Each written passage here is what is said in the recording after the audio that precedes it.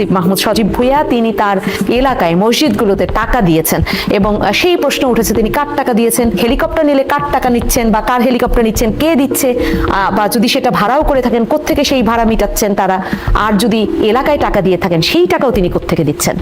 সরকারি টাকা দিচ্ছেন, আমার টাকা দিচ্ছেন, আপনার টাকা দিচ্ছেন, আমার আপনার টাকাটাকে উনি ওনার বাবার টাকা মনে করেছেন, উনি দিয়ে যাচ্ছেন। আবার ওনার বাবা এলাকায় বলে বেড়াচ্ছেন আমার ছেলে ইলেকশন করবেন, আপনারা যদি চান তো ইলেকশন করবেন। ওনার বাবা বলছে নিজে, ওইটা আমি ভিডিও দেখছি, সে বলতেছে তার বাবা। কিন্তু সেটা এটা উনি করতে পারছেন, এগুলো যেমন কি এগুলো নৈতিকতার ব্যাপার, বুঝছেন। এখন তিনি তো এখনো সরকারে রয়েছেন উপদেষ্টা, তিনি তো পদত্যাগ করেন না।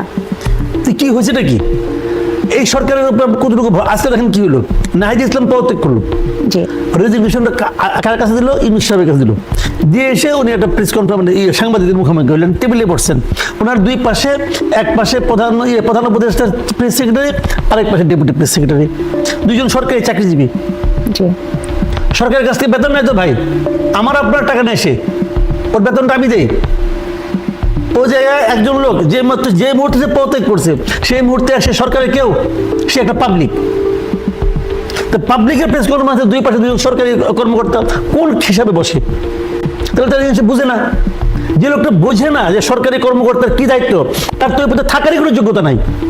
তো সব অযোগ্য অথর্ব লোককে এনে এনে বসাইছে, লোক থাকতে পারে এখানে, তারপরে আবার স্ট্যাটাস দেয়, তারপরে ফেসবুকে আবার লেখে শফিকুল আলম যে আগামী দিনে প্রধানমন্ত্রী হবে সে নাকি, নাহিদ ইসলাম।